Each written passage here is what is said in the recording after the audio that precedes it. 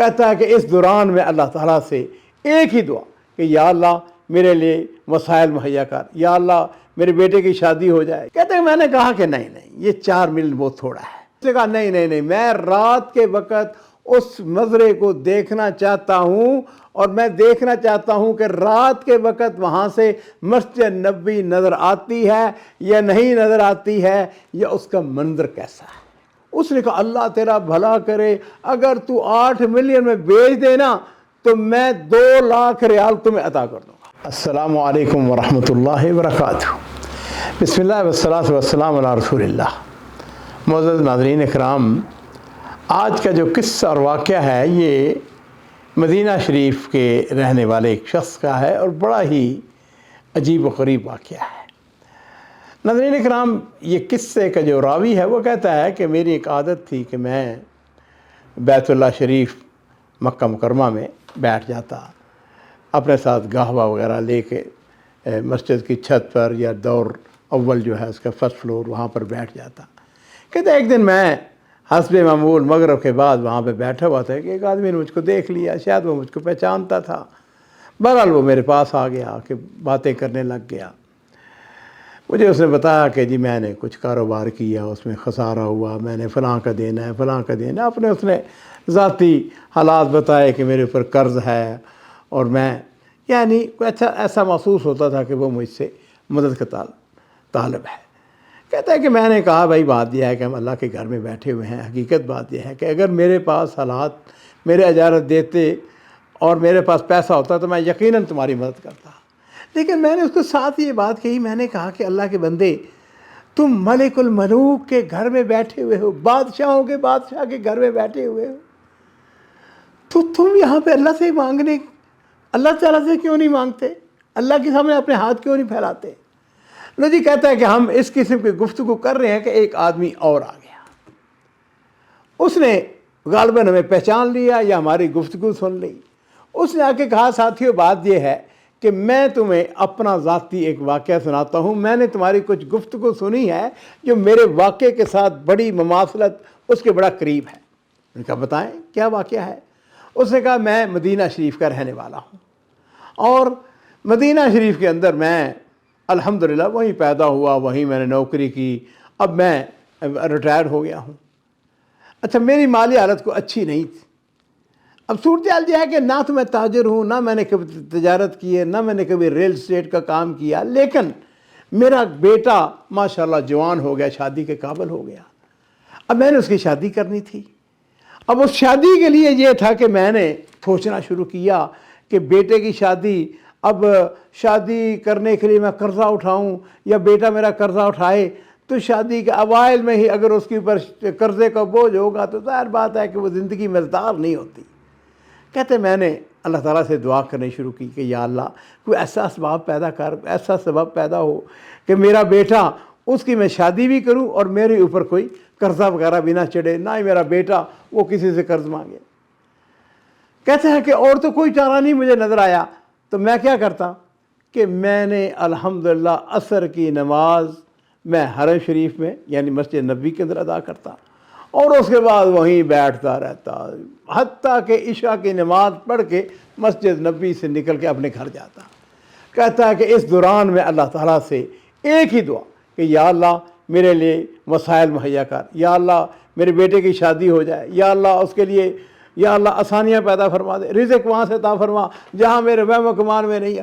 کہتا ہے میں ایک ہی دعا، اللہ مجھے کچھ نہیں پتا، میرا ایک ہی دروازہ ہے، تیرا ہی دروازہ ہے، تیرا ہی گھر ہے، میں نے تو اسے مانگنا ہے، تو ارحم الراحمین ہے، تو اکرم الاکرمین ہے، تو رب العالمین ہے، تو دینے والا ہے۔ کہتا ہے کہ ایک ہی وجہ کی دعا کہ یا اللہ میرے لیے آسانیاں پیدا فرما دے۔ لو جی ناظرین اکرام، کہتا ہے کہ کچھ دن گزرے، ایک دن ایسا ہوا کہ میں اپنے گھر عشاء کی نماز پڑھ کے جس میں پہنچا تو میری بیوی نے حسب معمول اس نے دسترخوان لگایا۔ اب وہ کھانا رکھ رہی ہے اور اس دوران میں وہ باتیں بھی کر رہی ہے، اور اس نے مجھے کہا کہ ہمارا مزرعہ ہے، ہاں جی آپ اس کو فارم ہاؤس کہہ لیں، تو وہ الحمدللہ اس کا ایک گاہک لگ گیا ہے۔ ان کو یعنی وراثت ملی تھی، باپ دادا پردادا سے وہ ان کی وراثت تھی۔ تو میں نے پوچھا کیا اس کا ریٹ لگا ہے؟ اس نے کہا کہ تقریباً 4 ملین جو مزرعہ تھا یا استراحہ یا فارم ہاؤس، اس کی جو خوبی تھی وہ یہ تھی کہ وہ اونچی جگہ پر تھا اور وہاں سے مسجد نبوی شریف نظر آتی تھی۔ اچھا، کہتے ہیں میں نے کہا کہ نہیں یہ 4 ملین بہت تھوڑا ہے۔ تو میری بیوی مجھ سے کہنے لگی کہ آپ کے اگر پاس کوئی گاہک ہے تو آپ گاہک لائیں۔ کہتا اچھا، کہتا ابھی میں نے کھانا نہیں کھایا، ابھی وہ کھانا لگا رہی ہے۔ تو میں نے کہا میں ابھی، کہتا ہے کہ میں نے اپنی جیب سے موبائل نکالا اور میں نے ایک تاجر کو فون کیا، السلام علیکم۔ وعلیکم السلام۔ میں نے اسے کہا کہ فلاں جگہ پہ مزرعہ ہے جو میرے بردر ان لاز کا ہے، میرے سسرال کا ہے، اور وہ اس کو بیچ رہے ہیں۔ اچھا، اور اگر تم انٹرسٹڈ ہو تو اس کو خرید لو، بہت اچھے جگہ پر ہے۔ اس نے کہا تم کہاں پر ہو؟ میں نے کہا میں گھر پہ ہوں۔ اس نے کہا ابھی وہاں پر آ جاؤ۔ کہتا میں نے اسے کہا کہ کل دیکھ لیں گے۔ اس نے کہا نہیں، میں رات کے وقت اس مزرعے کو دیکھنا چاہتا ہوں، اور میں دیکھنا چاہتا ہوں کہ رات کے وقت وہاں سے مسجد نبوی نظر آتی ہے یا نہیں نظر آتی ہے، یا اس کا منظر کیسا ہے نا، اپنی اپنی محبت کی بات۔ لو جی، کہتا ہے کہ میں نے اسی وقت اپنی گاڑی پکڑی اور وہاں پہ پہنچ گیا۔ اس دوران میں وہ بھی پہنچ گیا وہاں پر۔ لو جی، اس نے آ کے مزرعہ دیکھا سارا، اس نے مسجد نبوی کا منظر دیکھا، اس کو پسند آیا۔ مجھے کہنے لگا کتنی قیمت ہے اس کی، وہ کیا مانگتے ہیں اس کے؟ میں نے کہا تم بتاؤ کیا دیتے ہو؟ اس نے کہا نہیں تم بتاؤ کہ وہ کیا مانگتے ہیں۔ کہتا کہ میں نے سوچ کے میں نے کہا کہ وہ 10 ملین ریال مانگتے ہیں۔ اس نے کہا نہیں 10 ملین ریال تو بہت زیادہ ہے۔ میں نے کہا پھر کتنا؟ اس نے کہا کہ 8 ملین میں دینے کے لیے تیار ہوں، اور ساتھ ہی اس نے کہا کہ اگر تم 8 ملین میں سودا کروا دو تو 2 لاکھ ریال میں تم کو بطور کمیشن دوں گا۔ کہتا ہے کہ میں نے کہا ٹھیک ہے، میں ان سے بات کرتا ہوں۔ اس نے ساتھ ایک مجھ سے سوال کیا، اس نے کہا کہ جو اس کے سک ہے، جس کو رجسٹری ہم کہتے ہیں اپنی زبان کے اندر، وہ الیکٹرانک ہے۔ یہ ایک نیا سسٹم آیا ہے، الیکٹرانک رجسٹری جو ہے وہ امیڈیٹلی فوری طور پر وہ دوسرے کے نام منتقل ہو جاتی ہے جائیداد۔ میں نے کہا کہ ہاں میرے علم میں ہے کہ وہ الیکٹرانک ہے۔ لو جی، اس نے کہا کہ اگر وہ تیار ہو جائیں 8 ملین میں تو میں کل ہی محکمے کے اندر جا کے رجسٹری جو ہے وہ کروانے کے لیے اور ان کو 8 ملین ریال دینے کے لیے تیار ہوں۔ کہتا ہے میں نے کہا کہ 2 لاکھ ریال مجھ کو مل رہا ہے۔ میں نے اسے کہا کہ میں بات کرتا ہوں ان سے۔ لو جی کہ میں اس سے تھوڑا سا پیچھے ہو گیا۔ اس سے جا کے میں نے اپنے سالے کو فون کیا، بردر ان لا کو۔ میں نے اسے کہا کہ ایسا ایک گاہک ہے جو کہ تمہارا یہ خریدنا چاہتا ہے۔ اس نے کہا کتنے میں؟ میں نے کہا 8 ملین۔ اس نے کہا 8 ملین ریال؟ اس نے کہا اللہ تیرا بھلا کرے، اگر تو 8 ملین میں بیچ دینا تو میں 2 لاکھ ریال تمہیں عطا کر دوں گا، اپنی طرف سے تمہیں کمیشن دوں گا۔ تو میں نے ذرا تھوڑا سا تردد کا اظہار کیا۔ اس نے کہا اگر 2 لاکھ ریال تھوڑا ہے نا تو میں تمہیں 3 لاکھ ریال دینے کے لیے تیار ہوں۔ اور ناظرین کرام، 2 لاکھ اس نے کہا تھا، 3 لاکھ اس نے کہا، کتنا ہو گیا؟ 5 لاکھ ریال۔ کہتا ہے سبحان اللہ، میرے وہم و گمان میں بھی یہ بات نہیں آ سکتی تھی۔ کہتا ہے جی اللہ کے فضل و کرم سے اگلے دن سودا جو ہے وہ پکا ہو گیا، وہ بھی محکمے میں آ گئے، وہ بھی محکمے میں آ گیا۔ اس نے 8 ملین ریال وہ اس نے ان کے اکاؤنٹ میں جمع کروا دیا اور انہوں نے مزرعہ اس کے نام ٹرانسفر کر دیا۔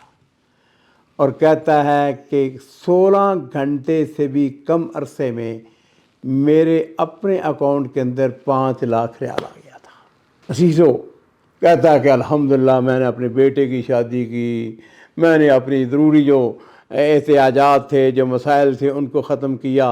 ہاں جی، اس بات کو سمجھ لیجیے، مجھ سمیت جتنے بھی ہم سننے والے ہیں، ہر ایک کا کوئی نہ کوئی مسئلہ ہے نا دنیا کے اندر۔ وَقَالَ رَبُّكُمْ ادْعُونِي أَسْتَجِبْ لَكُمْ۔ اللہ تعالیٰ فرماتے ہیں کہ مجھ کو پکارو، میں تمہاری دعاؤں کو قبول کرنے والا ہوں۔ اور اس کے ساتھ ہی یہ بات بھی ہے، الدعاء سلاح المومن، یہ مومن کا سب سے جو قوی ہتھیار ہے نا وہ دعا ہے۔ اس لیے عزیزو، مہما کان آپ کے اوپر مسائل ہوں، پریشانیاں ہوں، کبھی کبھار اٹھا کریں، فجر کی اذان سے پہلے اٹھ جائیں، جتنی میسر ہو، 2 رکھتے، 4 رکھتے، 6 رکھتے، 8 رکھتے، تہجد پڑھیں، اپنے رب کا دروازہ کھلا ہوا ہے، اس سے مانگیں، انشاءاللہ آپ کے سارے مسائل جو ہیں وہ حل کرنے والی اللہ تعالیٰ کی ذات ہے۔